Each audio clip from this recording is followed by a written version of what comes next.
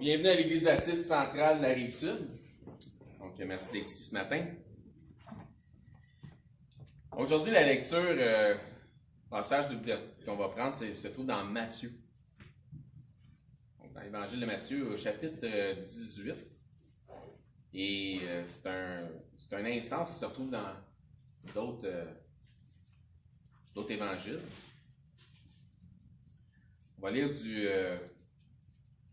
verset 1 au verset 7.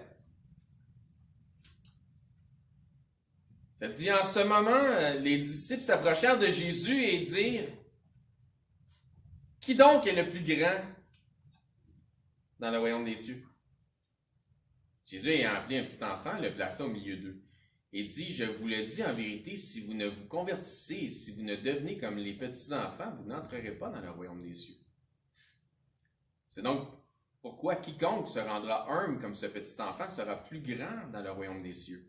Et quiconque reçoit en mon nom un petit enfant comme celui-ci me reçoit moi-même. Et si quelqu'un scandalisait un de ces petits-enfants qui croient en moi, il vaudrait mieux pour lui qu'on lui suspendît à son cou une meule de moulin et qu'on le jetât dans le fond de la mer. Malheur au monde à cause des scandales, car il est nécessaire qu'il arrive des scandales. Mais malheur à l'homme par qui le scandale arrive. Donc, le titre de notre message de ce matin, c'est les scandales. Donc, ça dit là dans le passage, à partir du verset 6, et si quelqu'un scandalisait, et ensuite au verset 7, le mot scandale revient plusieurs fois, ça dit malheur au monde à cause des scandales, il est nécessaire qu'il y ait des scandales, mais malheur à l'homme par qui le scandale arrive. Moi, je vais demander, frère Limoges, peux nous ouvrir le culte en prière, s'il vous plaît. Y a-t-il d'autres qui ont hâte que la saison du barbecue revienne? Juste moi. Là, j'ai en train de penser à ce que je vais manger pour dîner. Le passage qui mène Jésus à parler de scandale vient du fait que les disciples lui ont demandé qui donc est le plus grand dans le royaume des cieux. C'est drôle, hein? Il pose cette question-là. Puis là, pouf, lui, il emmène ça sur les scandales. La réponse devrait être claire. Le plus grand, c'est qui? C'est Jésus! Mais parmi ces sujets, parmi les apôtres ou les disciples, ils se questionnent à savoir entre eux qui sera le numéro 1. Qui va être le chouchou du Seigneur? Peut-être qu'ils se posaient la question, pas nécessairement sans figurer que ça pourrait être eux-mêmes. Peut-être, par exemple, que Pierre se demandait si c'était pas pour être Jean. Peut-être que Jean se demandait si c'était pas pour être Matthieu. Ou peut-être qu'il se demandait si ça va être moi. Ça va être le numéro 1. Hein, c'est important, ça. Quoi qu'il en soit, ils ne mettaient certainement pas leur emphase aux bonnes choses à considérer. C'est un peu comme je disais ce matin. Si tu viens à l'église, puis tu viens ici, puis il y a quelque chose que tu n'aimes pas nécessairement, mais tu comprends que la prédication, c'est biblique, c'est une bonne perspective, c'est selon une saine doctrine, viens pour les bonnes raisons. Donc Jésus va leur donner une leçon d'humilité. Devant des hommes supposément matures, il prend en exemple un petit enfant. Il place l'enfant au centre, puis là, il leur parle d'une conversion. Matthieu 18, 3, il dit, je vous l'ai dit en vérité, si vous ne vous convertissez et si vous ne devenez comme les petits-enfants, vous n'entrerez pas dans le royaume des cieux. Jésus établit ici une leçon d'humilité, mais aussi un grand principe de leadership. Il dit, si vous ne vous convertissez, ça nous indique donc qu'il manquait à ce moment précis encore quelque chose à la conversion des disciples. S'ils avaient été convertis, ils n'auraient pas dit ça. Guys, vous vous demandez qui va être le premier? Vous n'êtes même pas prêts. Mais encore plus précisément, chez certains apôtres, dans d'autres textes, ça nous dit, exemple, dans Marc et dans Luc, dans la même instance, ça nous précise qui s'adresse exactement pas juste aux disciples en général, mais aux 12 apôtres. Il y avait, on va le dire, un orgueil chez les apôtres qui devait absolument s'effacer. On parle souvent de maturité ici à l'Église baptiste centrale de la Rive-Sud. Tu lis un texte comme celui-ci, puis tu te dis, me semble qu'être comme un enfant, mais c'est comme à l'opposé, ça, de la maturité. Et puis si c'était de devenir comme un enfant qui démontrait que tu es mature. Oui, mais le contexte fait toute la différence. Il leur dit clairement que la véritable conversion n'est pas encore au rendez-vous. Et si vous convertissez. Il leur manquait quelque chose à leur compréhension de la personne de Jésus. Ils sont avec, mais ils ne comprennent pas qui il est. Mais aussi sur sa véritable mission, ce qui est véritablement venu accomplir. Les apôtres participaient avec Christ, mais sans comprendre sa véritable mission. Ils ne saisissaient pas son message. On va le voir. Ils pensaient être avec un révolutionnaire jusqu'à la dernière minute. On va le voir aussi. Chose certaine, ils ne comprenaient pas encore qu'il venait pour mourir et pour ressusciter. Parce que dans la même instance, dans l'évangile de Marc, on voit ceci, dans Marc 9, 31. Ça dit, car il enseignait ses disciples, il leur dit, le Fils de l'homme sera livré entre les mains des hommes et ils le feront mourir et 3 jours après qu'il aurait été mis à mort, il ressuscitera. Y a-t-il quelque chose de moins clair que ça? Verset 32. Mais les disciples ne comprenaient pas cette parole. Ils craignaient de l'interroger. Est-ce qu'ils comprenaient son vrai message? Est-ce qu'ils comprenaient sa vraie mission? Est-ce qu'ils comprenaient vraiment qui il était? Qu'est-ce qu'il était venu faire? Non. Il manquait quelque chose à la conversion. Les autres étaient avec un révolutionnaire. C'est tout de suite après ce qu'on vient de lire qu'arrive le questionnement des apôtres sur qui serait le plus grand. Jésus leur parle de conversion, mais afin d'arriver à cette conversion, ils doivent en venir à avoir un esprit d'humilité. C'était quoi le problème? C'est l'orgueil. Ils doivent venir à avoir un esprit d'humilité comme un enfant. Gloire à Dieu pour la simplicité et l'humilité des enfants. Des fois, on pense qu'on est là pour enseigner nos enfants, puis c'est les enfants qui nous enseignent.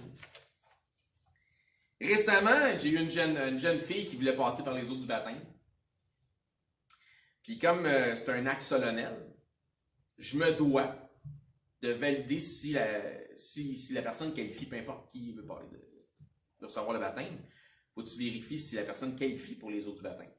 Puis la manière dont je fonctionne est la même, très simple, la même que Philippe avec l'eunuque dans l'Acte des Apôtres, l'Éthiopien.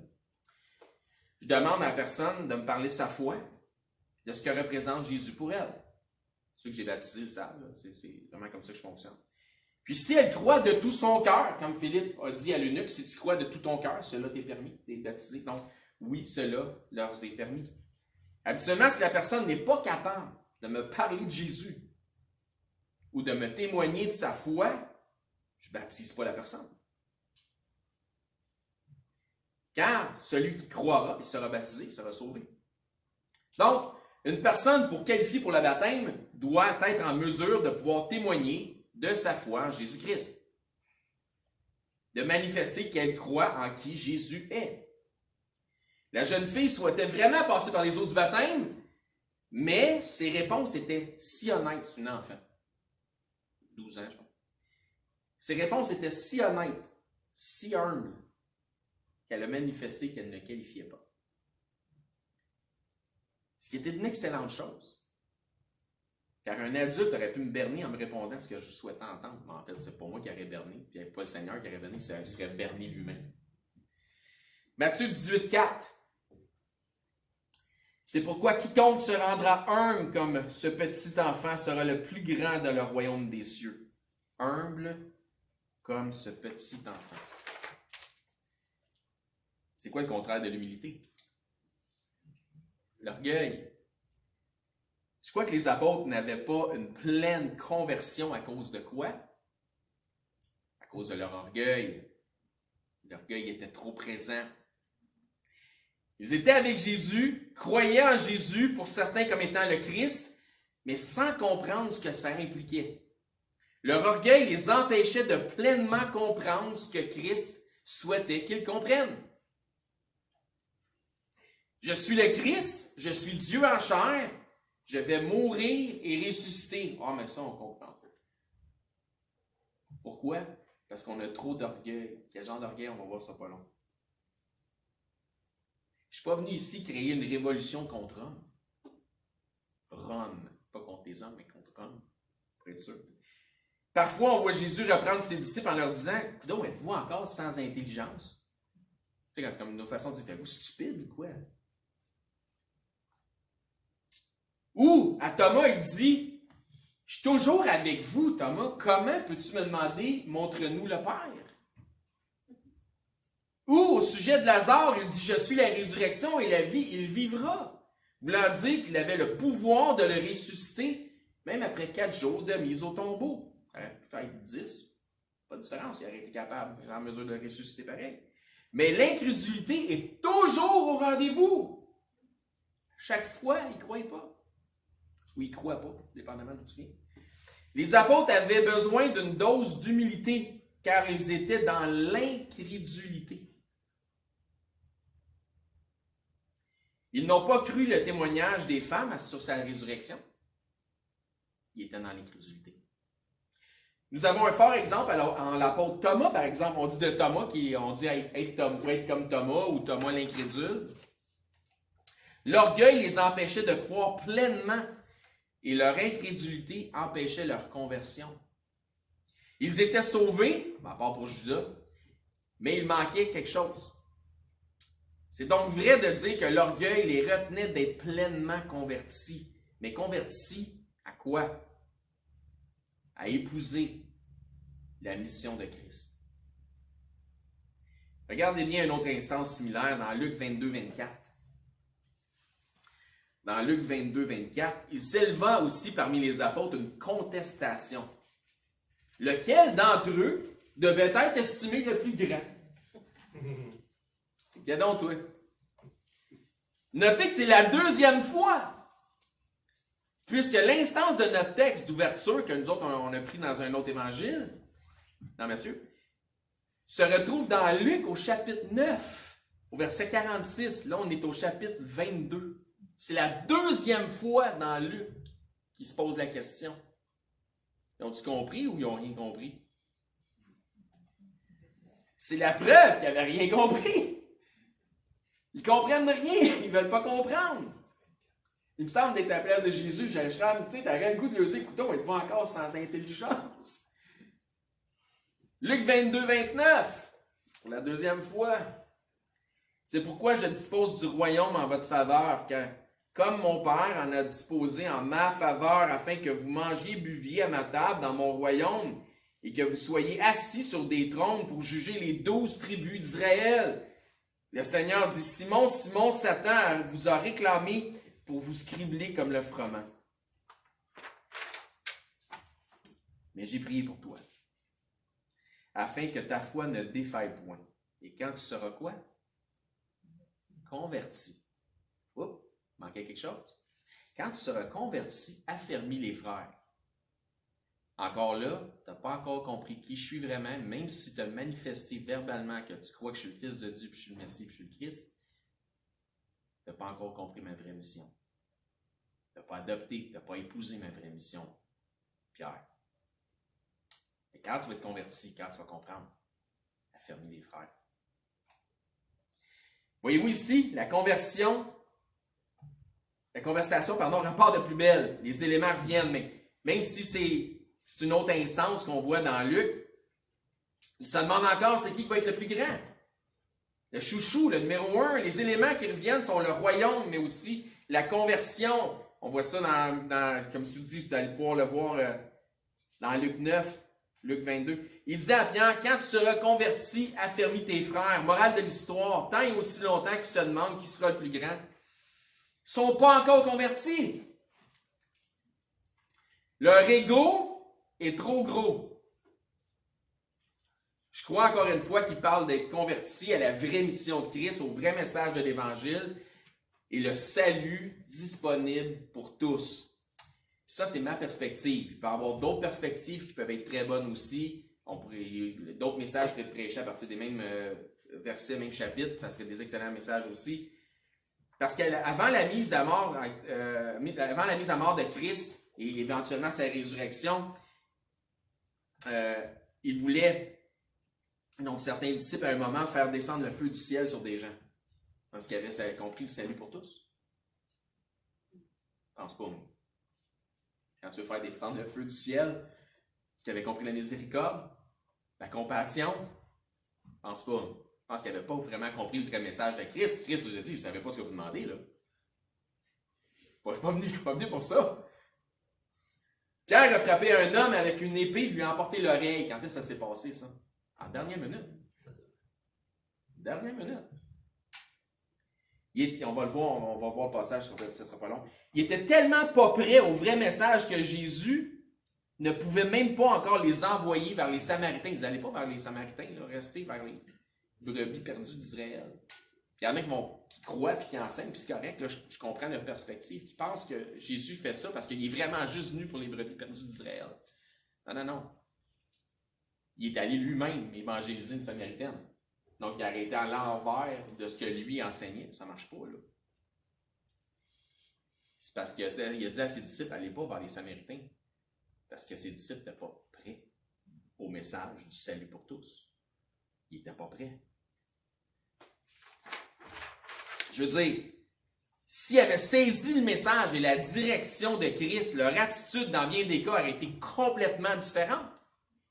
Leur orgueil culturel, on va le dire comme ça, leur orgueil culturel juif était encore beaucoup trop présent en eux. L'orgueil. Par 2 fois, ils se demandent c'est qui va être le chouchou. C'est pas une question d'orgueil ou une question d'ego, c'est quoi? Dans une autre instance, les frères Jacques et Jean souhaitaient un être à la droite et l'autre à la gauche du Seigneur.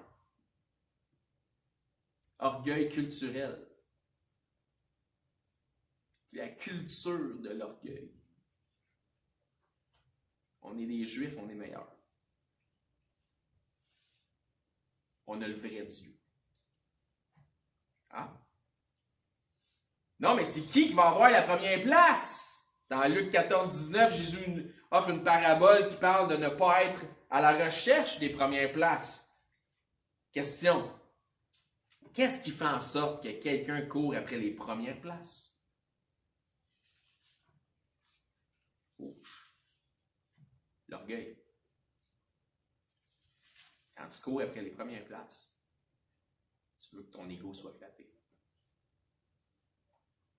C'est normal d'avoir certaines ambitions, je ne nie pas, mais ce que Jésus enseigne, c'est quand on te demande de monter au lieu de te lancer sur la première place, comme s'il s'agissait de la chaise musicale. Attends qu'on te... Ah, pardon, je m'excuse. Ce que Jésus enseigne, c'est attends qu'on te demande de monter au lieu de te lancer ses premières places comme si on jouait à la chaise musicale. Alors, retournons dans notre texte d'ouverture. La misère à me relire des fois. Merci de me supporter là-dedans. Matthieu 18, 2. Ça change le message, je change la virgule de place.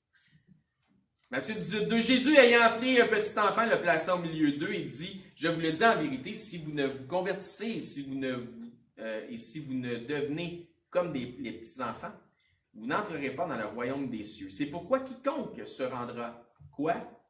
Humble. Comme ce petit enfant sera le plus grand dans le royaume des cieux. Petit, humble, grand. Mais tu veux être grand? Ça ne marchera pas. Donc, on voit Jésus mettre ça au clair. La véritable première place ne s'obtient pas par l'orgueil, en poussant du coude, ou en jouant du coude, en essayant de piler sur l'autre. Mais la véritable première place s'obtient par l'humilité. Encore là, un principe biblique. qui est contre-intuitif. Parce que dans le monde dans lequel on vit, c'est tout le contraire. Mais selon les standards du monde, c'est contre-intuitif, mais ça prend tout son sens par la foi. Souvent, la foi, c'est contre-intuitif, ce qui concerne la foi. Luc 18, 4. Non, pas vrai. Luc 14, 8. Voyez-vous? Je suis là pour me reprendre. Luc 14, 8. Ça dit, lorsque tu seras invité par quelqu'un à des noces. Ça dit là, ne te mets pas à la première place, de peur qu'il n'y ait parmi les invités une personne plus considérable que toi. Luc 14, 8, verset 9. Et que celui qui vous a invité, l'un et l'autre ne viennent te dire, cède la place à cette personne-là. Tu aurais alors la honte d'aller occuper la dernière place. Mais lorsque tu seras invité, va te mettre à la dernière place, afin que celui qui t'a invité viendra et te dise, mon ami, monte plus haut, alors cela te fera honneur devant tous ceux qui seront à table avec toi. Car quiconque sera abaissé, s'élève sera abaissé, et quiconque s'abaisse sera élevé. L'humilité. Qu'est-ce qui fait que tu cherches les premières places? L'orgueil. L'humilité va devant la gloire, mais l'orgueil précède la chute. Les apôtres demandent qui sera le premier dans le royaume. Jésus dit, le plus humble de la gang. C'est tout. Mais ça va être qui? Qui choisit d'être le premier? Qui va être le plus humble de la gang? Oups! La balle est dans votre camp. Mais la chose particulière, c'est que le plus humble de la gang, par humilité de cœur, véritable, sincère, va complètement s'en foutre d'être à la première place. Il n'y en a rien à cirer. Pensez-y. Il n'est pas là pour sa gloire personnelle. Qu'est-ce que ça y fasse? Il va juste être là pour servir. Mais si pour être au service du Seigneur et être au service de tous les frères, il faut qu'il soit à la première place.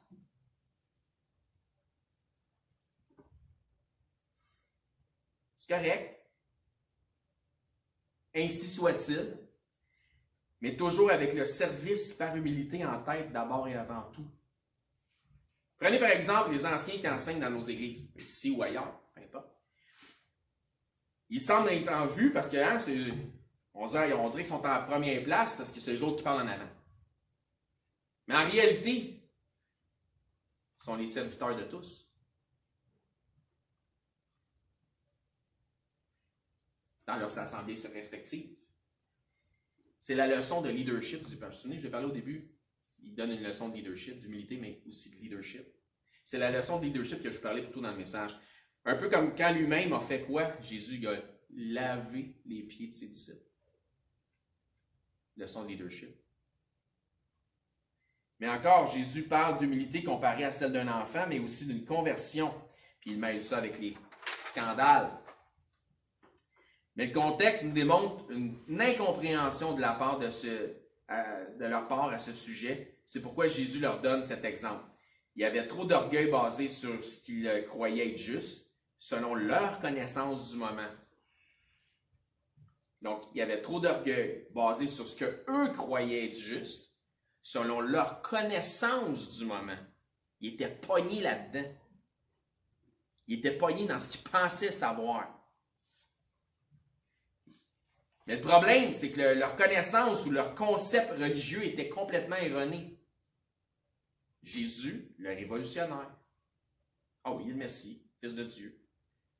Mais il vient pour révolutionner contre Rome. Non. Non. Faut oublier que c'est Dieu qui avait permis que Rome soit. Ah, là. T'oublies ça. Jésus leur dit, tant qu'à naître de nouveau, parce qu'on vient à une nouvelle naissance, il va falloir être prêt à apprendre comme un enfant qui n'a aucune connaissance préconçue. Les autres sont arrivés avec tout le bagage préconçu d'orgueil juif. Certains disciples ne dépassent, puis encore aujourd'hui, là, je parle pas juste dans ce temps-là, certains disciples ne dépassent jamais cette barrière de notions religieuses préconçues. Certains des disciples dans les églises qu'on a ne dépassent jamais la barrière des notions religieuses préconçues. Ils viennent en nouvelle naissance avec trop de bagages. Pourquoi? L'orgueil de la connaissance. L'orgueil. Donc, quand Jésus leur parle de se convertir, autant dans notre texte d'ouverture que dans Luc 22, il leur parle d'un changement de cœur produit par l'humilité, dû à une nouvelle perspective, pas à un ancien concept. Vous ne comprenez pas encore. Il va avoir une nouvelle perspective tantôt. Pierre, j'ai prié pour toi parce que tantôt, il va avoir une nouvelle perspective qui va faire surface. Puis là, tu vas comprendre que quand tu as coupé l'oreille du gars et tu as sorti les épées, ce n'est pas vraiment ça qu'il fallait que tu fasses. C'est un autre épée qui va faire que tu te diras. Quelle épée? Une épée à 2 tranchants. Super et bien aiguisée, séparant entre la moelle, puis les jointures, puis l'os, révélant les cœurs. La parole de Dieu. L'épée qui sort de la bouche de Jésus.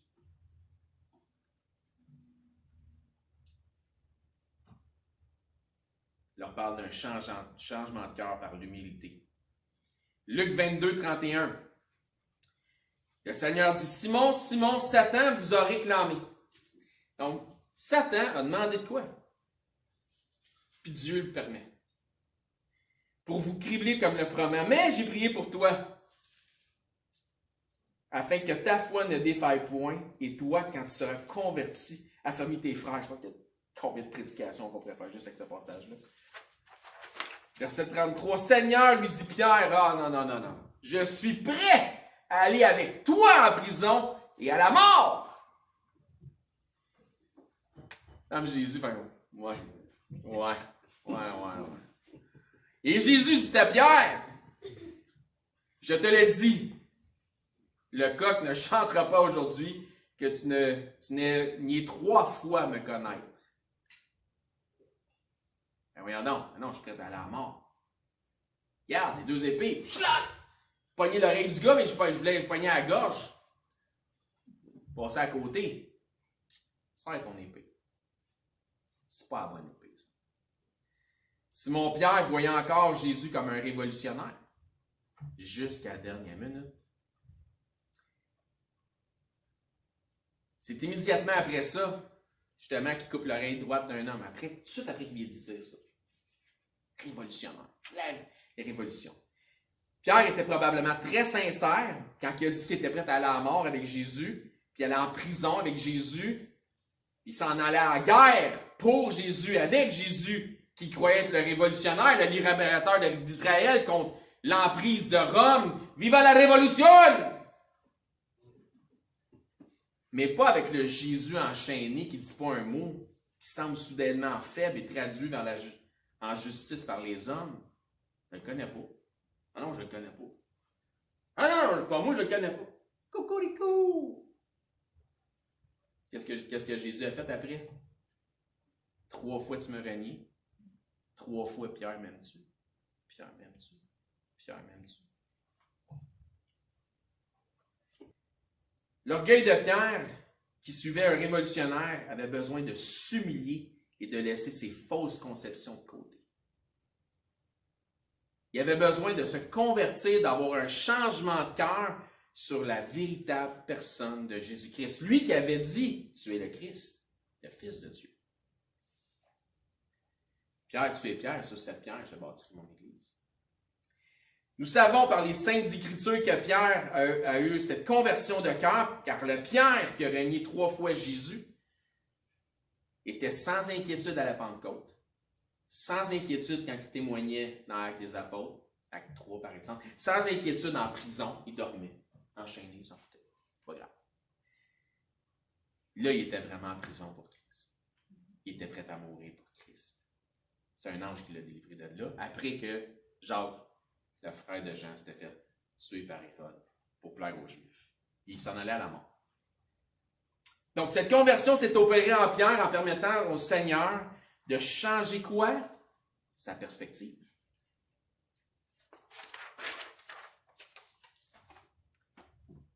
Pour ce qui est de Judas l'Iscariote, c'est toute une autre histoire. Possédé par le diable, il a choisi de demeurer dans son orgueil en se donnant la mort au lieu de s'humilier. Lui, il n'était pas content que Jésus n'était pas le révolutionnaire que lui voulait. Puis il s'est tué. Puis, ce qui nous amène au scandale. C'est quoi le titre du message? Les scandales. Matthieu 18, 17. Malheur au monde à cause des scandales, car il est nécessaire qu'il arrive des scandales, mais malheur à l'homme par qui le scandale arrive. Malheur à ceux qui vont s'en prendre à Christ ou à sa représentation ici sur la terre, qui est son corps, qui est l'Église. Malheur à ceux qui s'en prennent aux enfants du Seigneur. Dans la même instance, dans l'Évangile de Marc, ça dit, dans Marc 9, 41, « Et quiconque vous donnera à boire un verre d'eau en mon nom parce que vous appartenez à Christ. » Pas juste quelqu'un qui te donne un verre d'eau, mais parce qu'il sait que tu es croyant, tu es un chrétien, parce que tu appartiens à Christ. Je vous le dis en vérité, il ne perdra point sa récompense. On voit ici une instance claire où Jésus mentionne qu'il est clairement le Christ. Il dit parce que vous appartenez à Christ. Il parle de lui clairement. Puis il y en a d'autres qui vont dire, ah Jésus, souvent tu parles à des Juifs, ils vont dire, ah mais Jésus dans la Bible, il n'a jamais dit qu'il était le Christ. Non, non, il l'a dit à Samaritaine, il le dit là, plusieurs fois il manifeste. Donner un verre d'eau, ça peut sembler une chose insignifiante. Il n'y a rien là. Mais quand tu as vraiment soif, c'est une bénédiction. Si donc quelqu'un fait du bien à ceux qui croient en son nom, qui s'identifient comme chrétiens, donc, comme à Christ, donc de Christ, parce qu'ils sont de Christ, Dieu va les bénir. Ils ne perdront pas leur récompense. Pourquoi? Parce que si tu fais quelque chose de bien envers quelqu'un qui est chrétien, qui est de Christ, parce qu'il est de Christ, c'est donc que tu crois en Christ. Ça vient avec. Marc 9, 42. Donc, comprenez ce que je dis là. Si tu fais du bien à quelqu'un qui est chrétien, puis c'est pas nécessairement intentionnellement parce qu'il est chrétien, pas obligé de croire à Christ. Mais si tu le fais parce qu'il est de Christ, c'est donc que tu crois en Christ. Pas dit que tu es sauvé, mais il y a peut-être quelque chose à faire, ou il manque peut-être une conversion. Marc 9, 42. Mais si quelqu'un scandalisait un de ces petits qui croient, il vaudrait mieux que pour lui qu'on lui mit au cou une grosse meule de moulin et qu'on le jetât dans la mer. Wow! Je pense que c'est pas mal capital comme peine. Question, est-ce que Jésus fait allusion seulement aux petits-enfants ici? Je crois pas, parce que Jésus est dans la continuité de sa métaphore. Il parle de l'ensemble de ceux qui auront cru comme par l'humilité d'un petit enfant. Ce cheminement est nécessaire chez le croyant de venir avec l'humilité d'un petit enfant. Ça peut se passer plus tard dans ton cheminement, ou ça peut se passer tout de suite, mais ce cheminement est nécessaire chez le croyant car il doit venir premièrement à la nouvelle naissance. Donc, dans la continuité des choses, l'orgueil de la connaissance de ta vie passée doit demeurer là où elle est. On va tout venir avec un bagage. On va avoir de la misère à le laisser de côté. Éventuellement, il va se passer la fameuse conversion, où tu vas laisser permettre à Dieu de changer tes perspectives sur les choses que tu pensais correctes, mais qui ne le sont pas, en laissant Dieu dire ce qu'il dit, en disant « je vais appliquer ce que Dieu dit dans ma vie ». Au lieu de me fier aux philosophies des hommes, aux enseignements des hommes. Tu dois venir comme un enfant, tu dois être enseignable. Trop de chrétiens sont dans les églises, tu ne peux pas les enseigner. Tu ne peux pas les enseigner, surtout pas des nouvelles affaires. Je ne parle pas des nouvelles perspectives. Là. Je n'ai assez des vieilles, là, puis je veux garder celles-là. Si tu es nouveau converti, puis que tu sais déjà tout, ça se pourrait que tu n'aies rien compris. C'est pourquoi un nouveau converti ne qualifie pas, vous allez voir, c'est deep ce que je dis là, qualifie pas pour être un ancien qui peut diriger un ministère.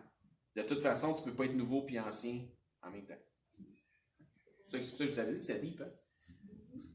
Donc, malheur à ceux qui scandalisent Christ ou les enfants de Christ.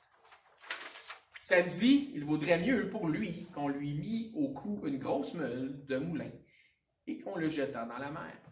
Certains ont essayé d'emmener des scandales ici sur le ministère.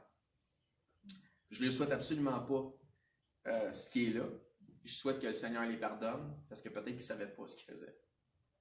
Et même s'ils savaient ce qu'ils faisaient, mon souhait, c'est que le Seigneur les pardonne. C'est ma prière. Je ne peux donc pas m'empêcher de voir dans un lien avec Judas qui s'est mis la corde au cou et qui est allé se pendre.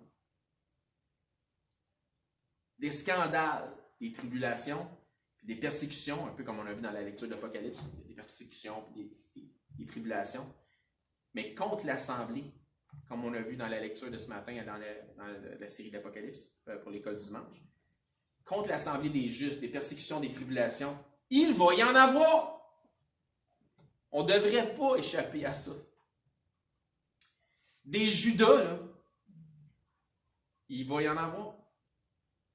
Mais particulièrement, où? Ils viennent de où, les Judas? De nos milieux. Judas a été 3 ans avec Jésus, puis dans le ministère de Jésus. Parfois, les scandales sur les disciples viendront par un légalisme, par exemple. Ça peut être de faux enseignants despotiques et qui exigent aux membres d'agir comme étant des sujets en faveur des dirigeants. Ce qui est exactement contraire à l'enseignement de Jésus ici, qui dit de s'humilier. Que celui qui est le plus humble va être le premier, et celui qui va être le premier, il va être abaissé. Parfois, ça peut venir du monde, les persécutions, mais parfois, ça peut venir de l'intérieur, comme un Judas. Comme pour Judas. Ça peut donc, comme assemblée, ça se peut que ça nous arrive un jour. Mais malheur à celui ou à celle par qui arrivent les scandales, ou le scandale. Retenons donc le côté positif de ce message. L'humilité, comme un enfant. La conversion, très ouvert à d'autres nouvelles perspectives. Et le changement de cœur que le Seigneur veut opérer en nous. Donc, soyons humblement soumis aux enseignements des Saintes Écritures. C'est ça qu'on a besoin. Pas une musique pimpante. Pas les mains dans les airs, les yeux fermés, puis je suis dans le feeling, puis je le ressens. Surtout pas un sentiment, mais une assurance. Mettez l'emphase sur l'assurance de votre salut. Pas le feeling de votre salut, parce que le feeling du salut, je ne l'ai pas tous les jours, puis vous autres, vous ne faites pas exception pantoute. Puis ça te prend un signe à chaque fois pour avoir l'impression que tu es sauvé. Tu n'as rien compris à ce que c'est que la foi. Parce que la foi ne vient pas de ce qu'on voit, la foi vient de ce qu'on entend, puis ton assurance, elle vient de ce que la parole de Dieu dit. C'est demain que ça devrait être fait. Donc, conclusion, sommes-nous dans l'orgueil de nos vieux concepts de connaissances pseudo-religieuses, puis on n'est pas capable de s'en sortir, puis on est donc fermé aux nouvelles perspectives? Est-ce que le Seigneur peut encore aujourd'hui se permettre de nous enseigner, de nous faire voir des nouvelles perspectives? Puis c'est le fun d'avoir un message qui nous parle de ça, juste à l'aube d'un enseignement qui s'en vient sur l'Apocalypse, qui va être amené par Frère Blouin, où on va avoir besoin d'être ouvert à de nouvelles perspectives, moi le premier, pour pouvoir comprendre qu'on n'a peut-être rien compris. Pour pouvoir comprendre que ce qu'on nous a enseigné depuis belle lurette, plusieurs longtemps, ce qu'on a entendu à gauche, à droite depuis bien du temps, que finalement, c'est peut-être n'importe quoi. Est-ce qu'on est ouvert? Est-ce que le Seigneur a encore cette puissance-là, ce pouvoir-là sur nous, d'ouvrir nos cœurs à de nouvelles perspectives? Restons ouverts. De toute façon, c'est notre tâche d'évaluer tout et de retenir ce qui est bon, mais de vérifier ce qu'on nous enseigne dans les Écritures. C'est selon les Écritures. Ce que j'aime de Frère Dominique, c'est qu'il nous a mentionné dernièrement, parce que la semaine passée, on en a discuté, il dit « Je ne crois pas avoir, je ne pense pas arriver avec la vérité, la science infuse sur tout, mais il va nous emmener sa perspective. Moi, je suis ouvert à ça, à lui donner toute la place pour nous partager sa perspective là-dessus. Est-ce que le Seigneur, est-ce que ça lui est permis de nous défaire de vieilles perspectives afin de nous amener ailleurs, à d'autres choses, à un autre niveau? Est-ce que l'on comprend que parfois, de s'attacher à nos vieilles connaissances ne vient que de l'orgueil? Tu es attaché à tes vieilles connaissances par orgueil de la connaissance. J'ai raison, puis tu ne me feras pas dire le contraire, tu ne me feras pas penser le contraire. Tu as le droit de penser ce que tu veux, d'avoir l'opinion que tu veux, en autant que tu continues à aimer les autres. Donc, ce qui pourrait nous empêcher de venir à une conversion si on était tellement attaché à l'orgueil de notre connaissance, un changement de cœur, puis à une progression, à une maturité supérieure en Christ, que le Seigneur souhaiterait d'opérer en nous. On s'est tellement attaché à des vieilles connaissances qu'on serait incapable de continuer à grandir. Parfois, s'accrocher à de vieux concepts peut trahir une certaine incrédulité. Tes vieux concepts, comme les disciples, comme les apôtres, témoignaient d'orgueil, mais encore une fois d'incrédulité. Les premières places s'obtiennent par l'humilité et le service. Soyez les serviteurs les uns des autres. Évitons tout scandale. Soyons soudés les uns les autres par la charité, par l'amour fraternel, comme le Seigneur veut que ça soit. Amen. Merci d'avoir été attentif au message. Je vais demander à Ézéchiel s'il veut nous fermer ça, parce qu'il nous honore de sa présence aujourd'hui. Merci beaucoup. Merci Seigneur pour le message qu'on vient d'entendre.